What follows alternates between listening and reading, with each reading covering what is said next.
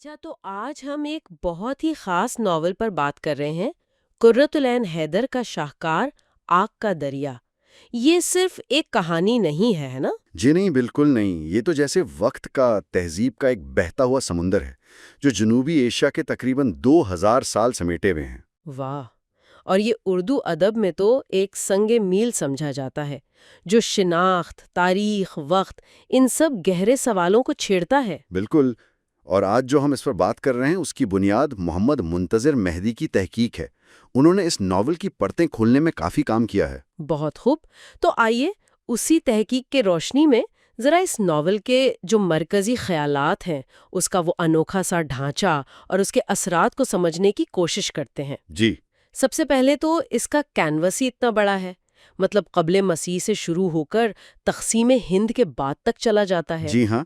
اور پھر وہ 4 مرکزی کردار ہیں، گوتم، کمال، سرل اور چمپا، جو بعد میں لتا بھی بنتی ہیں۔ یہ مختلف زمانوں میں جیسے دوبارہ جنم لیتے نظر آتے ہیں۔ اچھا، تو کیا یہ کردار ایک ہی ہیں جو بار بار آ رہے؟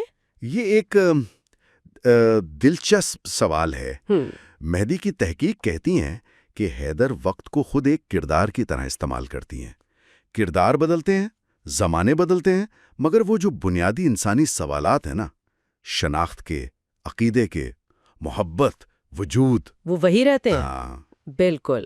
وہ کشمکش مستقل ہے۔ ہم جیسے دریا بہتا رہتا ہے، لہریں بدلتی رہتی ہیں۔ یہ عنوان آگ کا دریا، یہ خود بڑا معنی خیز ہے۔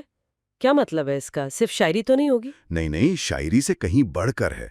یہ آگ کا دریا جو ہے نا، یہ وقت کی علامت ہے۔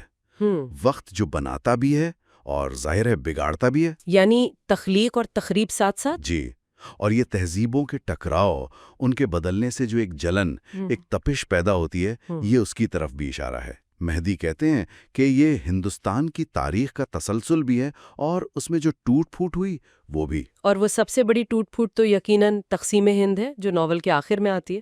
یقیناً وہ کلائمیکس ہے۔ حیدر کمال مہارت سے دکھاتی ہیں کہ کیسے ایک سیاسی لکیر نے صدیوں کی وہ جو مشترکہ ثقافت تھی، گنگا جمنی تہذیب جسے کہتے ہیں، جی ہاں، جس کی جڑیں بہت گہری تھی، اسے کیسے زبردستی مذہب کی بنیاد پر الگ الگ کھانوں میں بانٹ دیا گیا۔ یہ صرف زمین کی تقسیم نہیں تھی پھر تو؟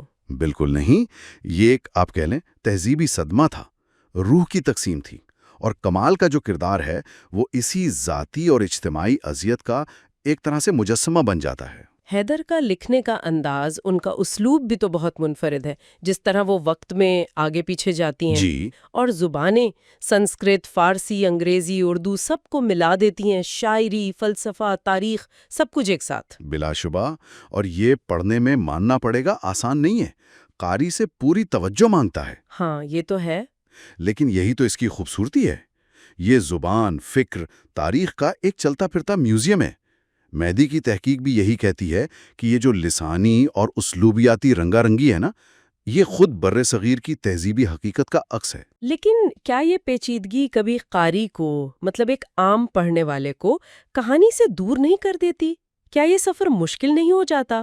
دیکھیں، مشکل تو ہے، اس میں شک نہیں، مگر شاید حیدر کا مقصد بھی یہی تھا کہ قاری آرام سے صرف کہانی نہ سنے، بلکہ وہ بھی وقت اور تاریخ کے اس پیچیدہ سفر میں شریک ہو۔ جو گہرائی یہ ناول دیتا ہے نا، وہ اس محنت کا پھل ہے۔ صحیح۔ تو اگر ہم سمیٹیں تو یہ ناول ہمیں کن بنیادی سوالات پر سوچنے کو کہتا ہے؟ ہم کون ہیں؟ اس وقت کے بہاؤ میں ہماری شناخت کیا ہے؟ کیا تاریخ خود کو دہراتی ہے؟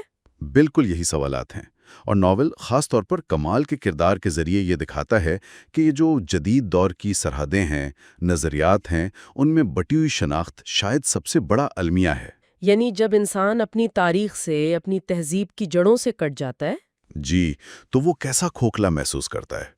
تو خلاصہ یہ ہے کہ آگ کا دریا پڑھنا ایک چیلنج ضرور ہے، مگر برے صغیر کی روح کو، اس کی تاریخ، اس کی پیچیدہ شناخت کو سمجھنے کے لیے یہ ایک لازمی پڑاؤ ہے، اور محمد منتظر مہدی کی تحقیق نے ہمیں اس کی گہرائی سمجھنے میں واقعی مدد دی۔ جی بالکل۔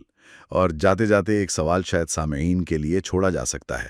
اگر تاریخ واقعی یہ آگ کا دریا ہے، جس میں تہذیبیں بنتی ہیں، بگڑتی ہیں، جلتی ہیں، نئی شکل لیتی ہیں۔ تو کیا ہم بطور فرد یا قوم اس بہاؤ سے اپنی اصل شناخت کو بچا سکتے ہیں؟ یا پھر اس میں ڈھل جانا، بدل جانا، یہی ہمارا مقدر